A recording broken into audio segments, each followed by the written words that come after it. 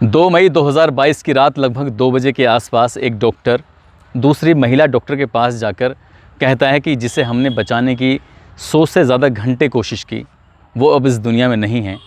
इतना सुनने के बाद डॉक्टरनी परेशान हो जाती है और परेशान होने के बाद कहती है, साहब इनके अलावा मेरे पास जीने का कोई न जरिया है न कोई रास्ता है। अब मैं जीऊँगी तो कैसे जीऊँगी। अपनी कार उठाती हैं और कार उठाने के बाद सीधे एक ब्रिज पर पहुँच जाती हैं। उस ब्रिज का नाम था बधावध ब्रिज।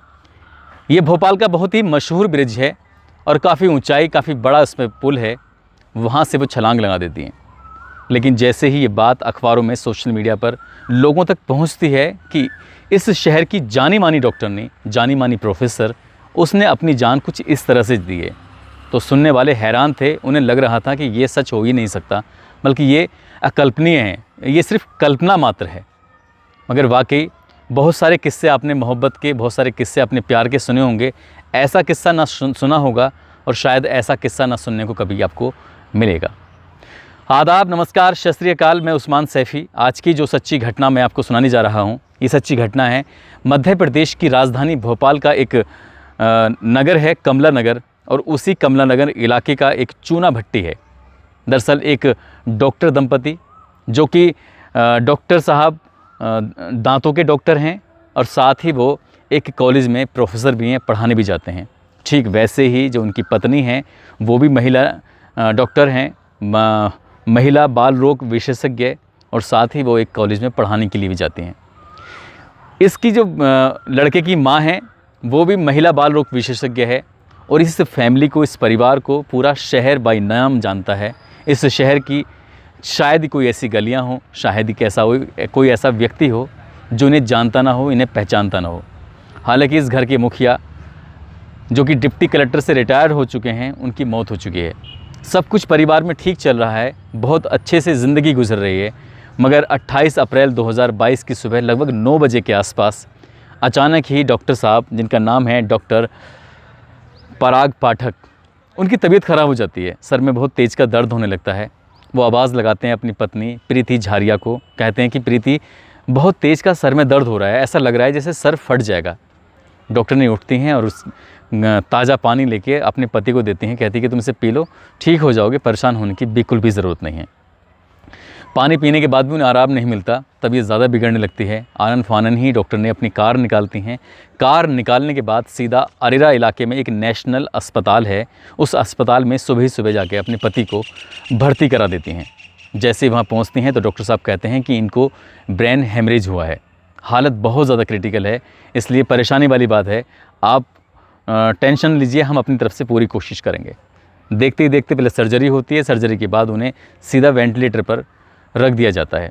इलाज शुरू हो जाता है, और इलाज शुरू होने के बाद ये बात जब उनकी माँ को पता चलती है, इनकी डॉक्टर शोभा को पता चलती है, जो कि महिला बाल रोग विशेषज्ञ हैं, तो वो भी हॉस्पिटल आ जाती हैं। और उनकी पत्नी पहले से ही हॉस्पिटल में मौजूद थी। अपनी आंखों के सामने जो वेंटिलेटर रखा हुआ था, शीशे के सामने आर पार देख रही थी। बार बार पति को देख देख कर बस ऊपर वाले से दुआ कर रही थी कि वे जल्दी से ठीक हो जाएं।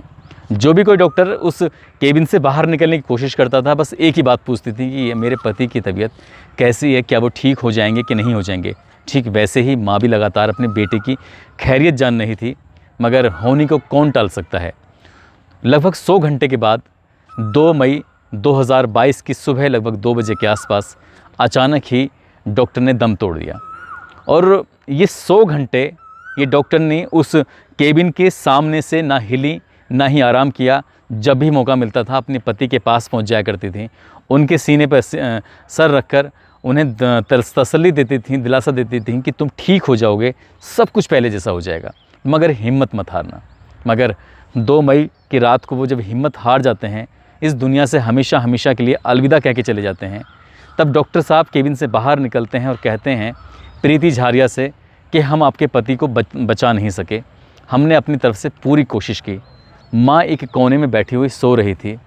पत्नी जाग जाती है। पत्नी जब डॉक्टर की बात सुनती है तो वो एकदम स्तब्ध रह जाती है, ना तो कुछ बोल पा रही है, ना कि ही कुछ सुन पा रही है। और शीशे के पास खड़े होकर जैसे कि वेंटिलेटर को दूर से देखते हैं, निहारते हैं, वहीं खड़े खड़े लगभग 2 घंटे बीत जाते हैं। और 2 घंटे बीत जाने के बाद अचानक से फिर से डॉक्टर साहब की एंट्री होती है, और डॉक्टर साहब को देखकर कहती हैं कि मेरे जो जीने का सहारा था, मेरे जीने का जो रास्ता था, वो हमेशा हमेशा के लिए बंद हो चुका है। अब मेरे पास जीने की कोई वजह नहीं बची है। मैं यहाँ से सब कुछ छोड़ के जा रही हूँ। डॉक्टर प्रीति झारिया ने इतना बोला है। डॉक्टर साहब कुछ समझ नहीं पाते हैं। वो अपनी कार के पास जाती हैं और कार के पास जाते जाते इस बीच में अपने भाई राजेंद्र झारिया को और दूसरे भाई राकेश झारिया जो कि जबलपुर में रहते हैं, उनको फ़ोन करती हैं और कहती हैं कि भैया मेरे पति इस दुनिया में नहीं रहे हैं, अब मैं भी जा रही हूँ। वो समझ नहीं पाए कि उनकी बहन क्या कहना चाहती है, क्या नहीं कहना चाहती, आखिरकार उसने ऐसा क्यों बोला है। गाड़ी उठाती है। सुबह के 4 बज रहे थे। 3 तारीख की सुबह की बात मैं कर रहा हूँ। और यहाँ से गाड़ी लेके सीधा भदावद एक ब्रिज है जहाँ से एक बड़ी सी नहर गुज़र रही है। उस नहर पर जाकर, उस ब्रिज पर जाकर वो वहाँ से छलांग लगा देती हैं। सुबह सुबह लोग जो टहलने के लिए निकलते हैं वो समझ नहीं पाते हैं कि इस महिला ने आखिरकार यहाँ से क्यों कूदकर अपनी जान देने की कोशिश की है या जान दी है। इससे पहले कि कुछ लोग समझ पाते, आसपास के लोगों ने वहाँ एक दूसरे से ये पूछना शुरू कर दिया कि ये गाड़ी किसकी खड़ी है, क्या हुआ है, क्या नहीं हुआ। बात तेज़ी के साथ फैल जाती है और नज़दीकी पुलिस स्टेशन में जब जो वहाँ के थानेदार हैं शहबाज खान, वहाँ तक बात पहुँचती है तो उनसे बताते हैं कि साहब एक महिला अभी अभी एक गाड़ी में आई है, इस गाड़ी का नंबर ये है और यहाँ के ओवर ब्रिज से यानी ब्रिज से वो महिला कूद गई है। सुबह सुबह लगभग 4:30-5 बजे के आसपास टीम आती है, पुलिस आती है, गोताखोर आते हैं, बड़ी संख्या में लोग आते हैं और उस महिला को तलाश करने की कोशिश करना शुरू कर देते हैं। कई घंटे की मशक्क़त के बाद आखिरकार प्रीति झारिया मिल जाती हैं, लेकिन जिस रूप में मिलती हैं शायद उन्हें उस रूप में नहीं मिलना चाहिए था, क्योंकि वो मर चुकी थीं। उन्होंने भी अपने प्राण दे दिए थे, प्राण त्याग दिए थे। उधर उनके पति का जो शव है उसको कब्ज़े में लेकर पोस्टमार्टम कराया जाता है। इधर जब इनका शव मिलता है तो उसका भी पोस्टमार्टम कराया जाता है। और ये बात जब डॉक्टर शोभा को पता चलती है तो डॉक्टर शोभा का भी रो रो कर बुरा हाल हो जाता है कि उनके पति हरिशंकर जो कि डिप्टी कलेक्टर से रिटायर्ड हो चुके थे, अब इस दुनिया में नहीं हैं। बस ये 3 लोग हैं इस परिवार में। 3 में से 2 की एक साथ मौत हो जाती है, एक पहले मर जाते हैं। अब बचती हैं डॉक्टर शोभा बचती हैं। इस फैमिली को, इस परिवार की अच्छाइयों को लेकर पूरा शहर जानता है कि ये लोग कैसे हैं, क्योंकि डॉक्टर और डॉक्टरनी दोनों ही कॉलेज में प्रोफेसर भी हैं और बाकी जो वक्त मिलता है उसमें ये प्रैक्टिस भी करते हैं। दोनों की मौत हो चुकी है। 3 तारीख की शाम को दोनों की एक साथ जब शहर से अर्थी निकाली जाती है अंतिम संस्कार के लिए, तो हज़ारों लोगों का काफ़िला इस अर्थी के साथ चलता है। हर आदमी अफसोस जाहिर कर रहा था कि आखिरकार प्रीति झारिया ने ऐसा कदम क्यों उठाया। उनके पति की मौत तो एक सामान्य मौत कही जा सकती है क्योंकि उनको ब्रेन हेमरेज हुआ था, लेकिन पत्नी को इतना बड़ा सदमा लगता है कि वो अपने पति की जुदाई महज 2 घंटे से ज़्यादा बर्दाश्त नहीं कर पाई और डॉक्टर को इशारा देके भी गई थी। डॉक्टर इशारे को समझ नहीं पाए। जब डॉक्टरों से मीडिया कर्मियों ने पूछा कि आप से उन्होंने क्या बोला था, उन्होंने कहा कि वो कह के गई थी, मेरे पास अब जीने का कोई रास्ता नहीं है। इनकी शादी लगभग 4 साल पहले यानी कि सन 2018 में हुई थी और इनको कोई बच्चा भी नहीं है।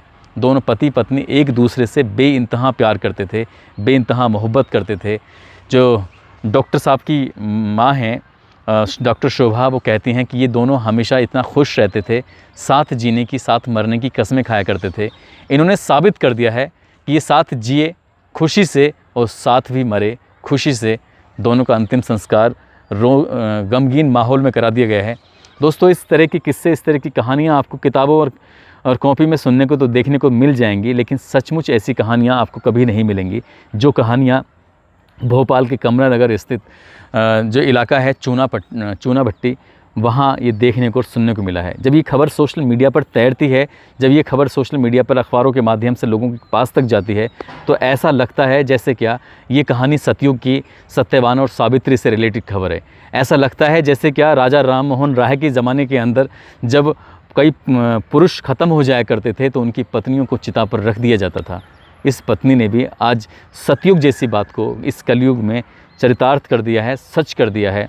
शायद ऐसे प्यार करने वाले आपको बहुत कम देखने को और बहुत कम सुनने को मिलेंगे। दोस्तों, इस कहानी को, इस किस्से को, इस घटना को सुनाने का उद्देश्य किसी को परेशान करना नहीं है, किसी का दिल दुखाना नहीं है, बल्कि आपको जागरूक करना है, आपको सचेत करना है।